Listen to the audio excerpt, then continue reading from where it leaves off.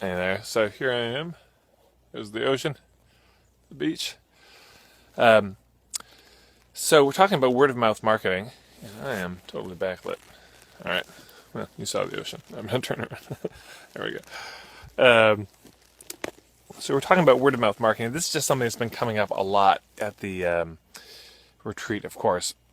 And why are we even talking about word of mouth marketing? Because it's how marketing actually works, is the reality. 50% of the reason that people make purchasing decisions, at least, has to do with they heard from a friend, recommendations, referrals. Especially in a day and age of social media, it's just how people buy. This is how marketing actually works. Despite all the techniques and tactics, the truth is people just talk to people, and they talk each other into things or out of things. And we trust our friends. Why do we trust them? Because they're independent. Again, they're not being bribed. And so when the focus of word of mouth is on what I was talking about, number 3, making it worthwhile, and that the only way that we can think to make it worthwhile is to bribe people, to incentivize them, I just don't think that's the strongest. All right, so number 2 secret is about making it easy for people to spread the word. What this means is that sometimes you'll have people who really want to help your business. They really want to spread the word, but you've made it very difficult because maybe your URL is difficult to remember because what you do is so difficult to articulate. They can't describe it to their friends. Their friends are confused. They say, "Oh man, I'm seeing this person. They're so great.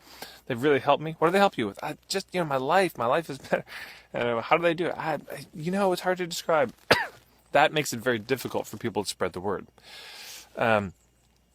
People will come to Edmonton and do an event and say, "Hey, can you spread the word?" And I'll say, "Well, do you have a Facebook event?" "No."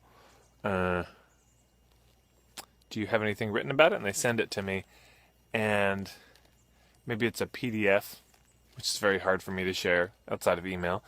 The write-up is confusing, and I'd have to rewrite it. And this happened actually with some colleagues who came to Edmonton, and I literally had to rewrite all of their marketing stuff because I kind of knew what they did, but the way that I articulated was so terrible, and I rewrote it. But then I sat down with them afterwards, and I said, "I'm never going to do that again, and neither will anyone else."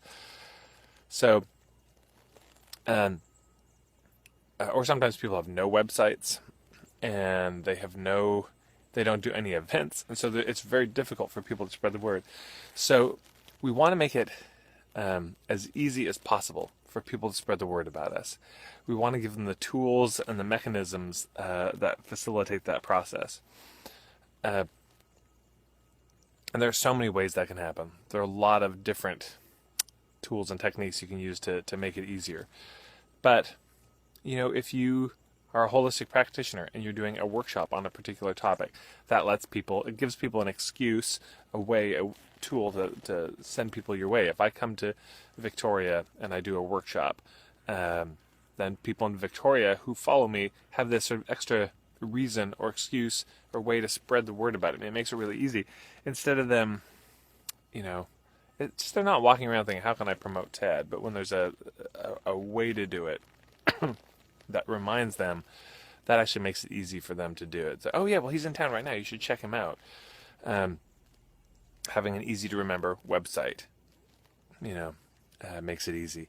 We just make it so difficult. People will say, "Hey, can you spread the word about my thing?" And they expect people to write the thing themselves. If you want somebody to spread the word about an event that you're doing, send them a pre-written Facebook post. Ask them to tag 3 people who they think it might be a fit for.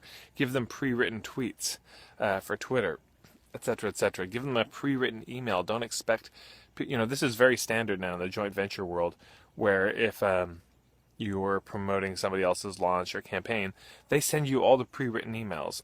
And the truth is, they work better if you customize them yourselves and edit them, but you at least have a place to start with. It would be unheard of to not send that, they call it swipe copy, where you can kind of swipe it and steal it. So if you want people to spread the word, and especially if they're hubs, this is really critical. If they're hubs, they're so busy. These people don't have time to mess around. And if you say, "Hey, I've got this thing coming up, can you spread the word?" I don't know, just, it's kind of about this and this and this. And one of my friends is doing a fundraiser for a comedy tour, and he's asked me to spread the word. And twice I've said, "Can you send me the exact wording you want?" He said, "Well, it's kind of on the Kickstarter campaign. You can just go check it out there." And the next time I said, it would be really great if you could send me exactly what you want it to say. because I'm so busy with other things, and the thought of like going to the Kickstarter, kind of studying it, or writing it, and then getting it wrong and saying, "Oh, that's not exactly it." I just, and sometimes hubs have a little more space in their life, and sometimes they're genuinely almost in a panic with how swamped they are.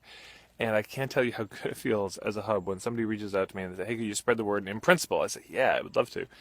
And then they send me something written as if it was from me, something just and I can tinker with it, I can edit it.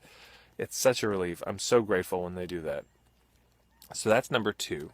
Just make it easy. Do not make it difficult for people to spread the word.